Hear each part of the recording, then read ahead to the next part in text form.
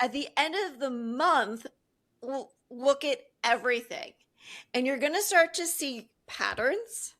You're also going to start to see signs. Because how many times do we ask for a sign?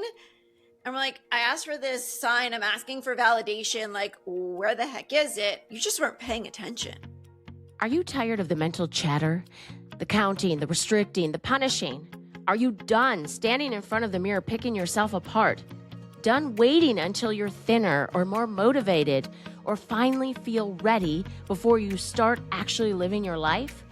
Good, because confidence isn't something you earn, it's something you decide. Welcome to Your Unapologetic Life, your go-to podcast for women who are ready to stop shrinking and start showing up fully in the body they have right now. I'm your host, Morgan Barkus, author, speaker, exotic dance instructor, and empowerment coach for women.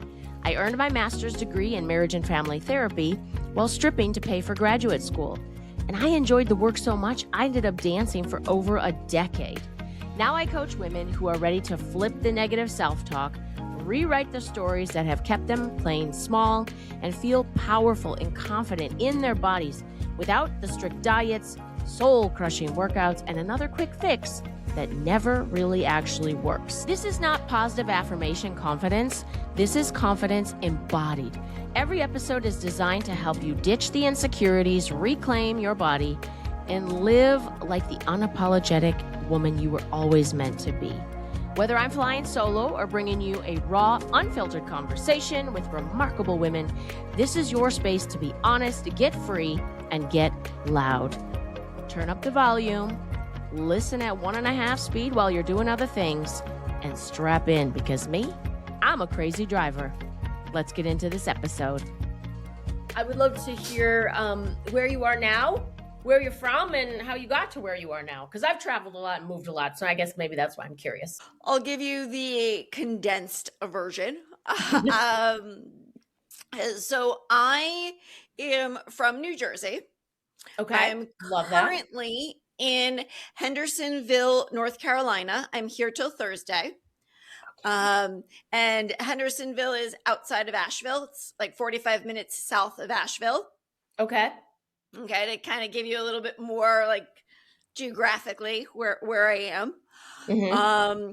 And for the past year, I have been house sitting and pet sitting, and that's how I ended up in Hendersonville.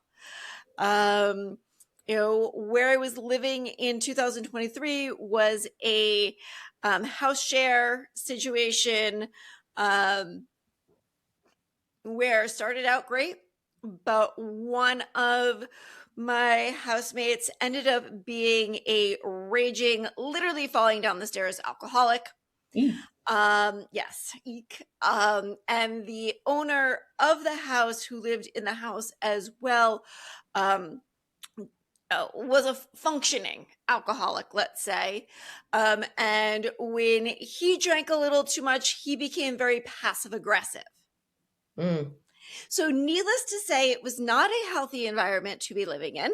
Yeah. So I left there March of 24. Stayed with friends for a couple months, then went out to Canada and spent like 3-4 months in Canada, just really bringing myself back to center because my nervous system was fucked beyond fucked. Came back to New Jersey. The friend that said that I could, stay with them as I sorted things out, didn't run it past their landlord and ended up getting evicted. So that's when you got evicted and you were living there? Yes. Oh my goodness, this is stressful. So what about, you're bouncing around, and I've bounced around and usually to the next apartment because of a job opportunity or whatever. Are you living out of a suitcase then? Because yes. You can't take furniture with you. You can only take so many items. So how are you getting around, and what are you taking with you?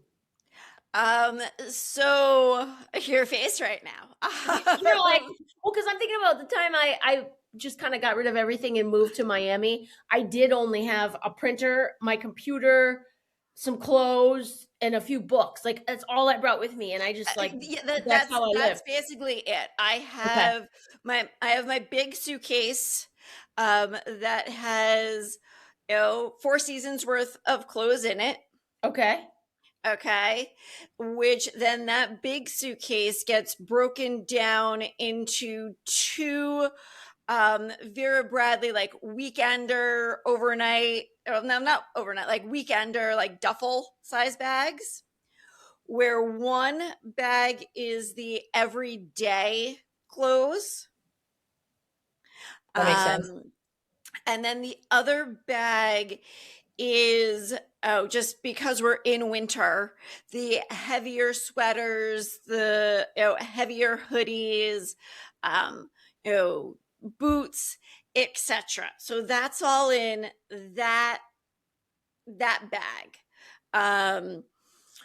Once we start to transition into spring, a little bit more, all those bulky winter clothes will go back into the big suitcase, and the summer clothes will come out of the big suitcase and go into that other bag. So the one bag that I always have with me is, year-round type clothes, the t-shirts, the cardigans, the 3/4 sleeve Yeah, shirts, the workout clothes. the Yeah. workout clothes, exactly, the stuff that you Yeah. can layer, mix, match, Sure.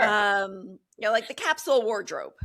So when I was living like that, it was much easier to move because I didn't have artwork. I didn't have my furniture. I didn't. Well, now that I've been settled for over 5 years somewhere, and I do have a 2-bedroom apartment, and I have the furniture and so many books and artwork. Now I think about moving again, and it's like I don't want to move. Either put everything in storage and just live like a nomad again, or don't move. Like Yeah, it's like ugh, I don't even want to think about it too much. that's what I have. Trust me, I have things in storage. Okay. What I have in storage is furniture, but it's sentimental furniture. It's my grandparents', bedroom set. It's my great grandmother's wicker furniture set. It's my Okay. grandpa's rocking chair. It's the hamper my poppy made. Yeah. They're Okay. sentimental pieces. My sentimental, I don't have any of that stuff, passed down stuff. Mine is all books and artwork, like that I wouldn't be able to haul around with me, and I could not part with. I love books and I love art, so. I had to purge quite a few books. I still have quite a few books in Mhm. storage, and then I have, a handful, with me. Sure. Now, switching gears, Michelle, my podcast is for women by women, and we're going to dig into your backstory. I would like to, as long as we're here now, for the woman that's listening, and she's like, "Who is Michelle? Like, what do you do? Like, what's your motto in life? What do you want to share with us that you're like, this is who I am now, and this is how I add value in the world? Because I know you add value in this world. So I'll let you explain it Yeah. and me try to explain it. So my name is Michelle Burke, and I'm the founder of Hot Mess Magic. Love the name, Michelle. Hot Mess Hey, Magic. there's a story behind that name. Share it, yes. Where I work with, high earning visionaries and founders. I'm the one who they call when shit's about to hit the fan. Mm-hmm. And when they're, they just can't handle it anymore, because I have this gift of being able to see patterns. I can see the clarity in the chaos, the beauty in the broken, and the magic in the mess. So while someone is in the hurricane trying to navigate their way through that storm, I'm in the eye and I can see everything that's going around and then some. Mm-hmm.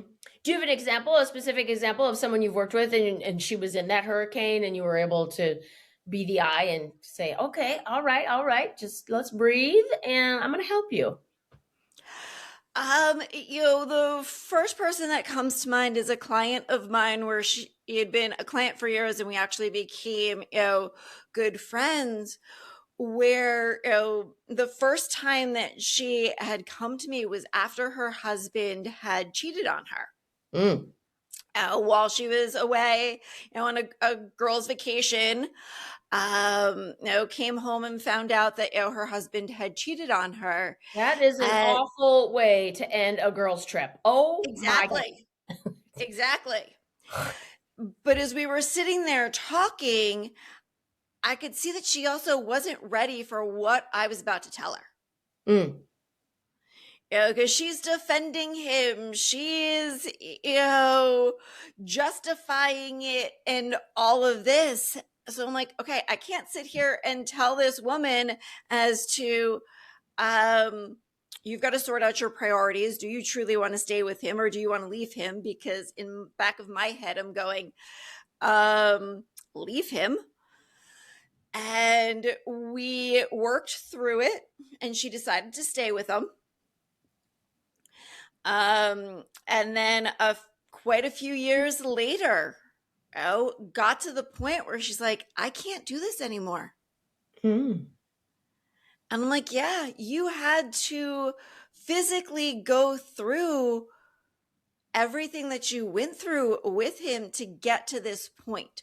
So that's where sometimes you're not even ready for it. That storm's just about to happen. And that's what we did. We went through him cheating on her, all the financial struggle that they went through, his, kids moving in with them, her out taking on all the financial burden of his kids, layer upon layer upon layer, where finally she's like, I can't do this anymore. And did you help her make a different transition then? I helped her make the different transitions. I helped her get back in touch with her body, who she is, her strengths, what she's capable of, standing within her power and rebuilding her confidence in order for her to finally then go, yeah, I've outgrown him. I was like, yes, you outgrew him, 2 years ago, but you weren't ready to see it yet. Yeah, everybody has a different timeline for change, for sure. I love that. Now, for you, Michelle, I mean, all of us have gone through our Phoenix moments, if you will. And I would love for you to jump into whatever pops into your head as a moment that felt difficult for you and what that felt to be in that moment. And you knew you needed to make a transition and you knew, and maybe you got a coach, maybe you didn't, maybe there were podcasts, books, besties, I don't know, that helped you get through that. And how did you get through to the other side? And like, what did it feel like to get through that other side and get back into your power and your empowerment? Ooh, really good question. So what comes to mind is where everything started to go downhill for me. Like I was at a high. Like it was September of 2018. Hot Mess Magic had just dropped into me. I was at a conference with a Facebook friend. We were having dinner for a first time meeting. And we're talking, and I pick up my phone and I said, I'm sorry, keep talking, but I just had 3 words come to me. They don't make any sense together, but they make complete sense together. I need to write them down. And those 3 words were Hot Mess Magic. Oh, that's cool. Okay, where were you again when this happened? We were in Minnesota. Okay, and you were at some kind of conference? We were at a conference in Minnesota. Yep. Wait, unrelated to any entrepreneurship? It was something completely different? It was an entrepreneurship, conference. Yes. Okay. And the next day I'm sitting there and like things are coming to me and I'm like scribbling away. And I realized that it was my book because then the tagline, Discover the Magic in Your Mess, had come to me. And the last speaker of the conference happened to be a book publisher. And I pitched her right there on the spot. Good for you. That is bold. Good for you. Right there on the spot. And she says to me, most people don't hit a home run with their title on the first try. You just hit a home run. Let's talk once you get home, because she was local. And I was like, perfect. So I got home, we talked, we started chatting. She gave me, the rundown as to what everything would cost. And it was just so out of my price range. Mm. Or even doing like small one-on-one sessions with her, even that was out of my price range at that point. And a few months, so that was December of 18, we're right before Christmas. I'm getting ready to go to North Carolina to spend Christmas with my brother and, my niece, who's 2 years old at the time. Like, Christmas is going to be fun this year. And I look out the window because I like to leave at the crack of dawn when I drive down, from New Jersey to North Carolina. And I look out the window and my car's gone. It's 5:00 in the morning. It's 3 days before Christmas. My car is full of Christmas presents and it's gone. Oh, okay. I am hysterical. And I call my dad because I knew my dad would be up at that hour. And he's like, Michelle, you need to calm down. You are so hysterical. I can't even understand a word that you're saying right now. He's like, have you called the police? Have you called the police? And I was like, no. And he's like, call the police and call me back. Mm-hmm. So I call the police. I tell them everything. And when the dispatcher said, hold on a minute, something in me just didn't feel right. I was like, wait a second here. Like, I'm reporting a stolen car and I'm being told to hold on a second. Like, what's going on here? And the dispatcher came back and ended up saying to me that my car wasn't stolen. My car had been repossessed. Yeah. Uh-oh. And that was the beginning of the complete downward spiral of my car being repossessed in December of 18, bank accounts frozen in January of 19, my landlord asking me to move out for his daughter to move in February of 19, being sexually assaulted in April of 2019. Like, when I tell you every single thing that you could think of happened to me. Like, I was at a high and like it all just came crashing down. I literally discovered the magic in the mess because I didn't have a choice in the matter. Sure. I was just going to say, as you're processing every bad thing, because right away I'm like, money issues are to me the most stressful. Like, although, I mean, health is pretty, if you have a health issue, Yes. that's pretty scary and super stressful. Above that, though, anything to do with money. If my money's not right, I am stressed. It's like, I can handle a breakup, I can handle this or that, but money stuff?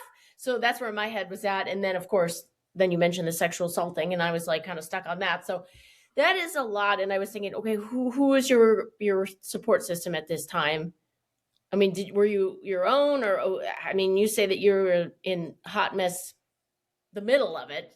I was in the thick of it. Like, my were you body. Sleeping? I mean, were you able to sleep? Were you just spending most of your time crying? Like, what was going on? So after my car got repossessed, I had some friends that I really leaned on. One friend of mine, it was like, come, like, spend the night, like, we'll watch movies, we'll, open a great bottle of wine, like, we'll just, like, okay, yes. I'm like, because I didn't temporary relief. It's nice to have exactly friends. the temporary relief, because that was really, like, I was still sorting everything out. Mm-hmm. And, like, trying to make sense of everything. And, this friend of mine also had told me that, he had a car repossessed. I was like, okay, that makes me feel better. And then I had another friend tell me that they had a car repossessed, and that made me feel better. And then a coach that I'd been working with who had, a million plus dollar business told me that she had a car repossessed. It's like hearing multiple people in my circle say that they had this happen to them started to normalize it for me. I was And it just gonna started to say make maybe me, the yeah, you're not alone I'm thing, not alone.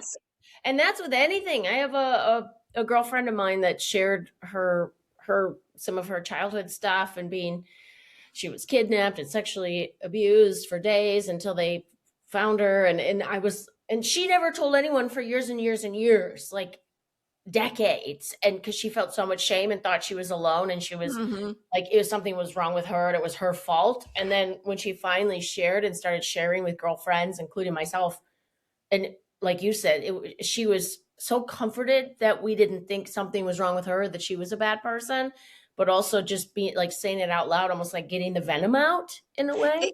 Exactly, because I was getting so much guilt and shame from my family.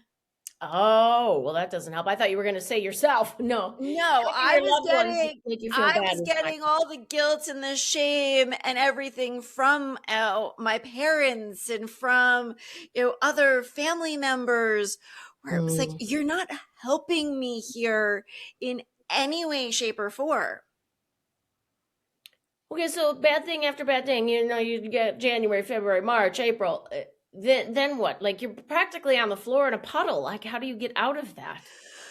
Oh, exactly. I I ended up finding a place to stay at a at a bed and breakfast, an end of a winter rental, at like I said, a bed and breakfast. And the owner of the bed and breakfast said to me one day, he's like, "Do you work?" I was like, Yes." And we started talking a little bit more, and then he says to me, he's like, "Would you like a job?" He's like, "Would you like to come work for us at the inn over the summer?" And what was going through the back of my head was yes. It's like, is this what I want to be doing? No.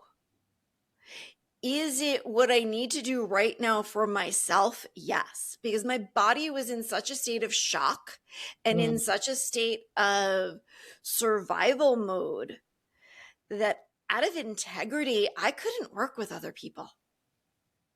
Like, I didn't have my own shit together. Mm-hmm.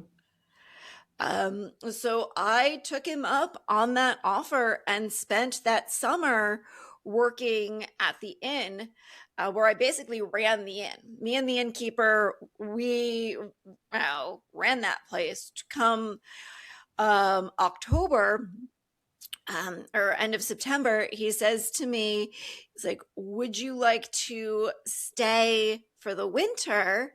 Stay totally for free for the winter." Exactly. In exchange, just like once a week, like cleaning the rooms of the winter renters. Bathrooms, vacuum, nothing, no laundry or anything like that. Just, clean the bathrooms, vacuum, just check on the rooms, make sure they're in, okay condition. I was like, sure, like I'm cool with that. Well, then, COVID happened,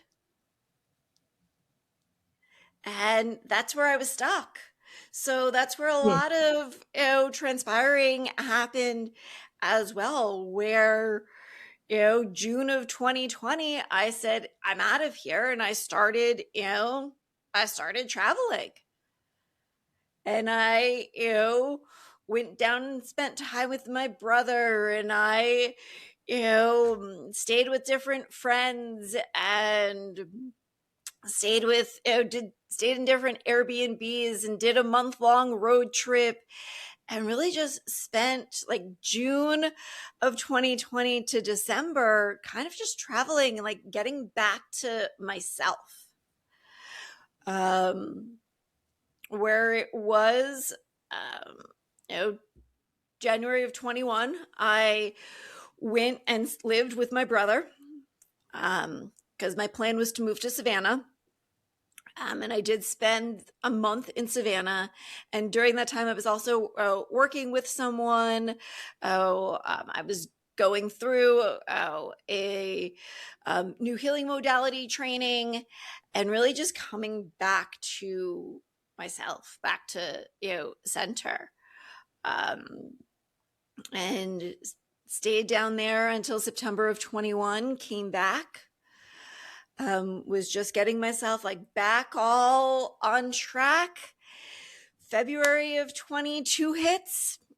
And my dad unexpectedly passed away. And then 3 weeks later, my grandma unexpectedly passed away. So here I am being back at myself again, like ready to put myself back out there. Like, okay, let's go. And then I get hit by a truck again. My goodness, it's one hit after another. Yes. Now, were you coaching in the Hot Mess Magic program at that time, or you were still earning money how you could and figuring out your stuff? I was earning money how I could. I was working with, I had a few clients that I was, working with, clients that I'd been working with in the past. Okay. Where we'd been working together for so long at this point that they had become, friends. So they knew what was going on in my life. Well, I was going to say, if anybody's a digital nomad, you are flexible, and yes. you can adjust to just about anything and still, I mean, look at you now. You can I can do a podcast from anywhere. I can coach from anywhere. Exactly. It's, and don't get me wrong. I am at the point now where, yes, I am ready for, my own space, put some roots down. Like, I can't build what I truly want to build right now, being in this like nomadic, stage. Like, I know that it's coming to an end. It's just fine tuning exactly where that location is. And it's narrowed down to, a couple locations, and just dialing, by the end of March, that'll be, totally dialed in. In terms of helping women, I feel like, and you can expand on it, your experience being flexible and adjusting to the hard stuff and figuring it out and being resourceful and being tenacious probably helps in terms of how you coach. Like, because not everybody rolls with change easy. I mean, some people really struggle with change. Like, any adjustment and their world is upside down if it's somehow different or out of their routine, or they have to make some sort of pivot. And you feel like you're the pivot master and you can adjust to your surroundings, it sounds like, fairly easily. What else informs your coaching and how you work with women? And I mean, like, you did it for yourself and now you can help others. Like, what are some of those things? Oh, it's a gift that I've always had. Okay. Like, I am intuitive beyond intuitive.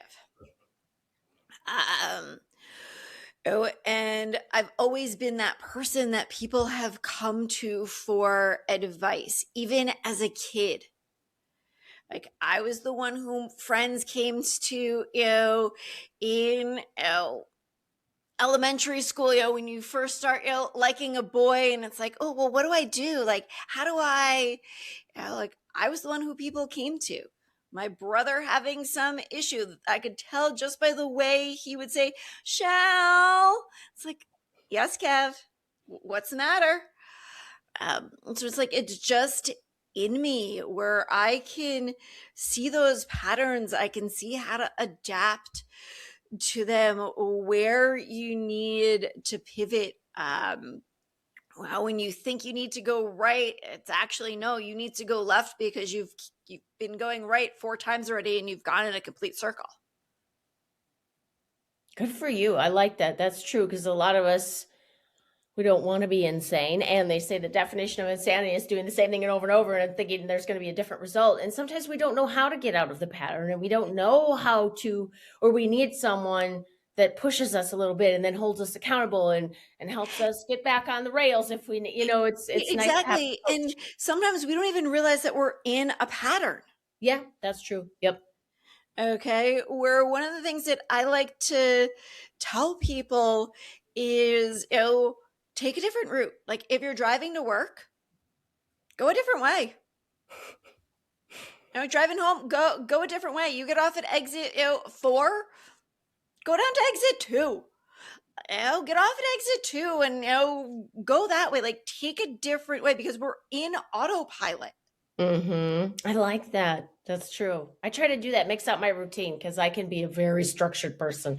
Exactly. It's like, all right, you normally eat dinner at 5 o'clock. Have dinner at 5:30. Have dinner at 6 o'clock. Like that half hour to an hour, it's not gonna kill you. Yeah.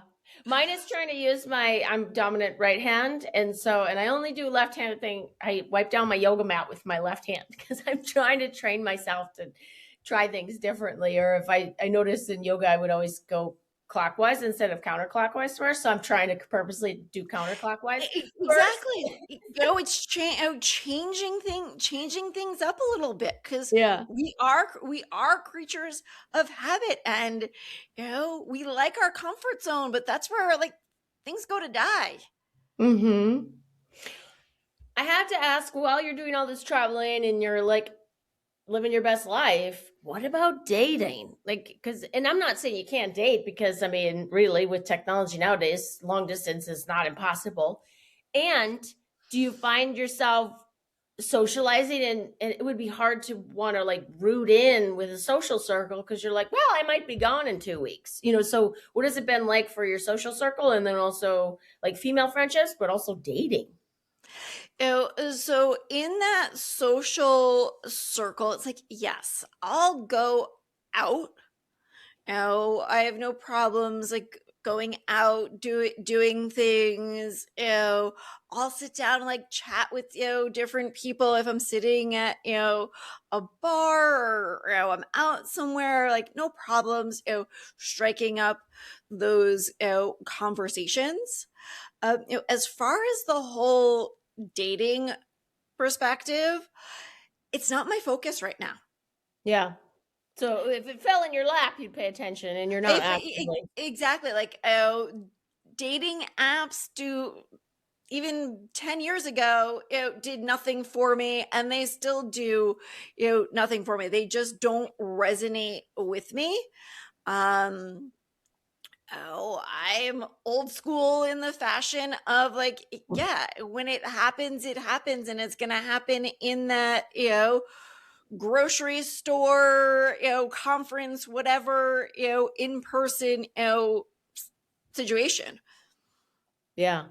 I can't help but think, again, going back to my routine, like, what about, I'm thinking about all the things I order online and having a permanent address so that I can make sure that I order my hair care products from where I order them and my skincare products and my supplements and like all the things that, and when I was younger, I didn't have as many regimens like for skin and hair and my supplements. And now I'm like, there's a lot of things that I do to take care of myself. So how are you adjusting to that? Or even like who's cutting your hair and like, how are you adjusting to all that?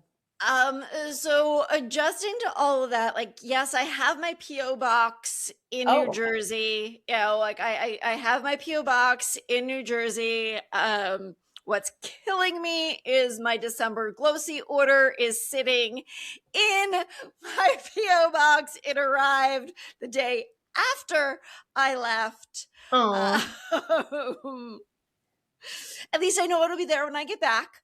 yeah. But other things, if I'm going to be at a location long enough, I'll have them shipped like directly to where I am. I had a friend ask me, where should I send your Christmas present? And, it got sent to, my brother's. Okay. So it's like I'll use for certain things, like if I need to, like my brother's address or my brother's ex-wife's address, like I'll use one of those addresses if it's something that I know is going to arrive after I leave a destination, or something that it doesn't matter when I get it. What about working out and staying fit, like cooking meals and staying healthy? I mean, it seems like it's important to you. You look great. What are you doing to stay active and take care of yourself as you move around and So digital nomad your life up? one of the things that I always do before I go to a new location is I open up the Mind Body app and I see what yoga studios are Oh, in like that area, and yeah. if they have any special offers that are taking place. So like right now I'm in Hendersonville. There was a yoga studio here that had new new local new local resident package, where it was a complete no-brainer because it was 3 weeks unlimited classes for $39. Oh, wow. Yeah, that's great. Like that's it, like, you know, 3 classes and it paid for itself. Yeah, I would say that's very that's and you must meet a lot of great people because you're going to all these new studios and you're trying out new gyms. That's got to be fun. Yeah, going to new yoga studios.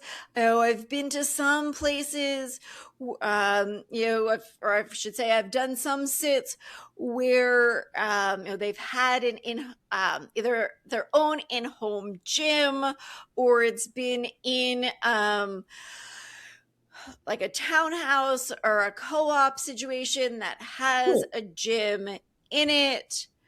um but I'm also, not just watching a house, I'm also, taking care of their pets as well. So most people, if it's a dog, most dogs need those 2 to 3 walks a day.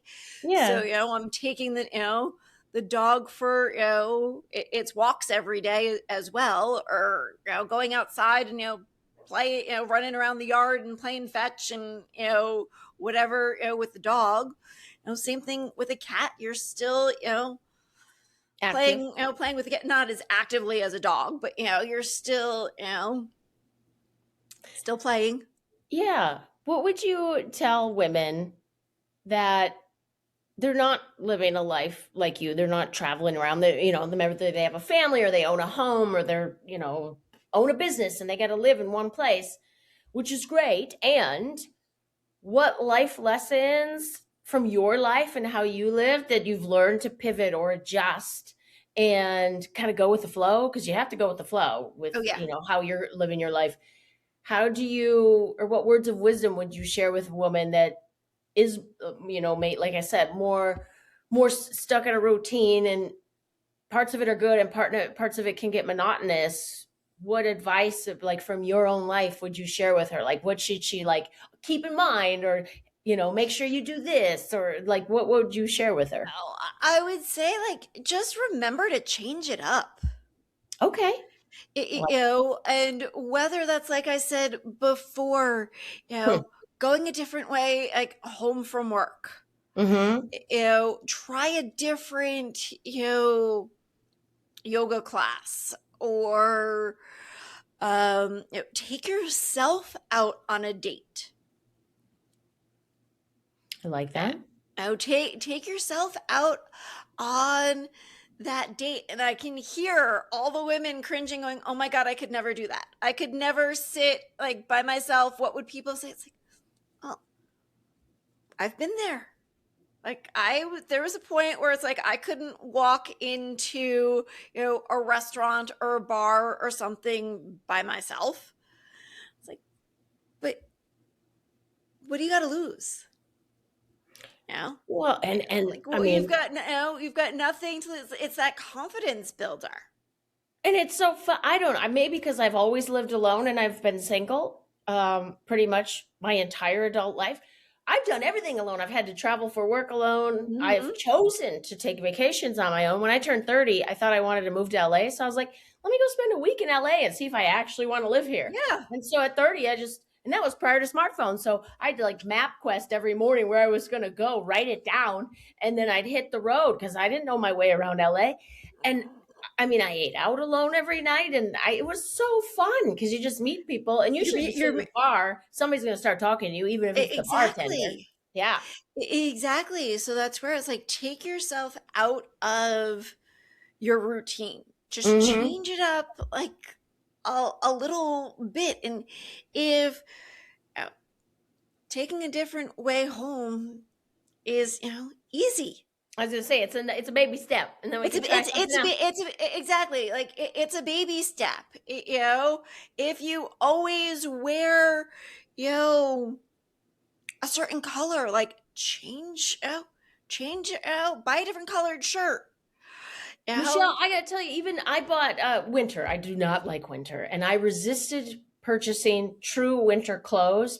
It's because I grew up in Wisconsin, and when I left, I got rid of all my winter stuff because I moved to South Florida, and I loved it. And I was like, I'm never gonna own boots and a winter jacket again. And then I moved back to the Midwest, and so I was feeling real negative this year in particular because it was cold and I was angry and I did not feel cute. So anyway, I invested in a couple beautiful, long, full-length wool coats. One's red, so it's glamorous, and the other one was like a brown pattern, whatever. I put a brooch on that thing.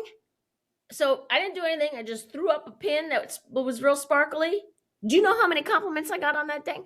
And so I instantly liked winter a little bit more because now I was like, well, I feel kind of cute now. So it was just like changing up one little thing that I hated, and because I hate winter, and tried to make it a little more sparkly. And then my attitude was changed, and other people would initiate conversation with me. And it was just like one little thing.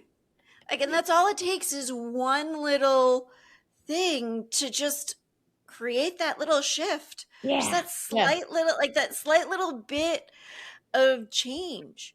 The other thing, and this is something that a mentor had told me years ago, is at the end of the day, write down your observations from the day.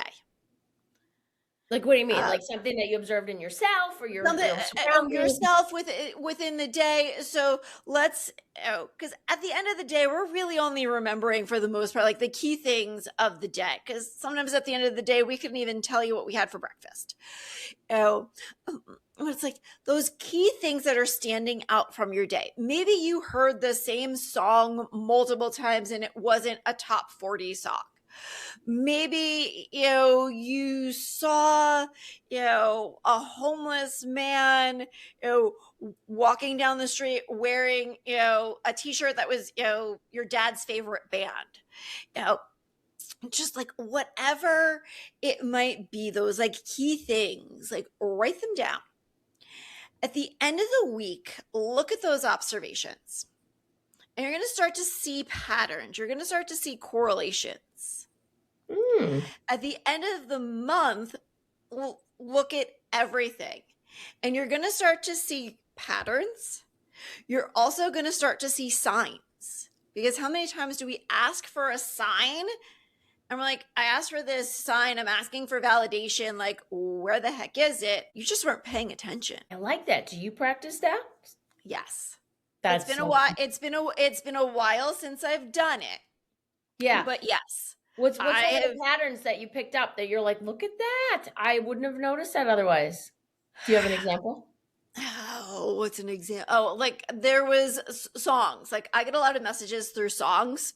Okay. And I just, and I sat there and I pieced it together and it was like, oh, okay. Like you have to do this. It's like you keep asking for this thing. Well, you have to do this in order to get that. I like that. That is amazing. All right. Now, Michelle, I want the woman listening to be able to find you and like you and follow you. So do you want to share where's the best place to get in touch with you if she wants to? So you can find me on Instagram at Michelle with 2 L's, A Burke, Burke. That's the best place to find me, to connect. Oh, I also have my own podcast, Hot Mess Magic. You can, tune in there as well. We had an awesome episode, by the way. You interviewed me, and you cracked me all the way open about my story about being an exotic dancer. So that was awesome. So thank you for having me on there. I was going to ask you one more thing. Do you have a motto in life? Mine is, if you don't try, you won't know. Do you have something that you live by? Discover the magic in your mess. Thank you so much for tuning in. If today's episode hit you in your heart, please take a second and leave a review on Spotify or Apple Podcasts.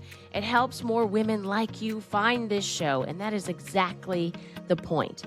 If you're ready to stop feeling self-conscious and start feeling like yourself again, grab my free guide, Self-Conscious to Sexy in 10 Minutes. It's a 4-step reset to get yourself out of your head and back into your body feeling confident and sexy. The link is in the show notes. Go to morganbarkus.com. You can explore everything else I have to offer, including my coaching program, my mission, and how you can work with me. Come find me on Instagram at Morgan Barkus and send a DM. I love hearing from you. Until next time, stay unapologetic.